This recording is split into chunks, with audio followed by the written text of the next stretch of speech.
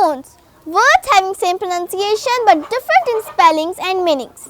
लिखते हुए मुझे बहुत कंफ्यूज करते हैं। ओह!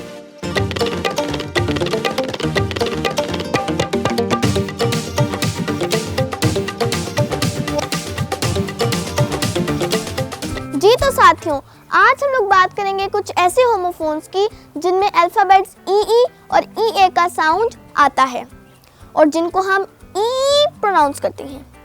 वीक, WEEK यानी हफ्ता। वीक, WEAK, वीक यानी कमज़ोर। अब साउंड तो सेम है, लेकिन जब हम लोग इनको जुमलों में इस्तेमाल करते हैं तो अक्सर औकात इनके स्पेलिंग को गलत लिख देते हैं। जैसा कि जहाँ ई के साथ वीक लिखना होता था, वहाँ हम लोग डबल ई के साथ वीक लिख देते थे, और जहाँ पर हम लोगों को डबल ई के साथ लिखना होता था, वहाँ पर हम लोग ई के साथ लिख देते थे। अब एक का मानी है कमज़ोर और दूसरे का हफ्ता। बहुत कन्फ्यूजन थी। इनके मानी बार बार याद करने के बावजूद भी इनके स्पेलिंग गलत हो जाते थे। एक दिन मैंने इस कंफ्यूजन को अपने बाबा से शेयर किया और उन्होंने इसको एक लम्हे में हल कर दिया। मुझे कहा कि जिस वीक में 2 ई आ जाए वो भला कमज़ोर थोड़ी ना होगा। कमज़ोर तो वो होगा जिसमें सिंगल ई आए, जैसे WEAK, वीक। तब से जब भी मैं इनके स्पेलिंग्स को लिखती हूँ, इस उसूल को सामने रखती हूँ। आप भी याद रखें, स्पेलिंग गलत नहीं होंगे।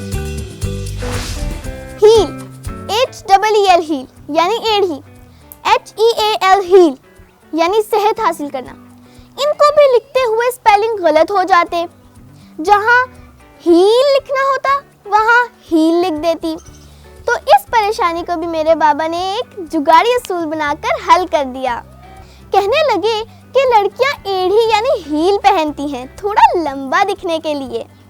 तो लंबाई तो उस वक्त बढ़ेगी जब डबल ई इस्तेमाल होंगे, और सिंगल ई से तो जूते की एड़ी यानी हील भी लंबी नहीं होगी।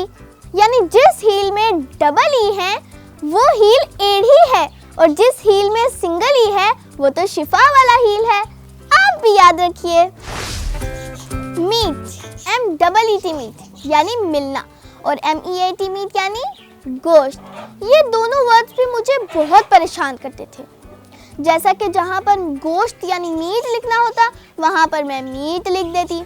फिर गौर किया और इन दोनों के स्पेलिंग्स याद करने के लिए एक उसूल बनाया। यानी जिस मीट में 2 ईज आपस में मिल रही हैं, वो मीट तो मिलने वाला होगा, और जिस मीट में सिंगल ई है वो तो दूसरे मानी देगा। तो अब जब भी मैं इनके स्पेलिंग्स को लिखती हूँ, इस उसूल को याद करके लिखती हूँ ताकि मुझे कभी ना भूले। आप भी इस उसूल को याद रखें ताकि आप लोगों को भी कभी भी ये उसूल ना भूले।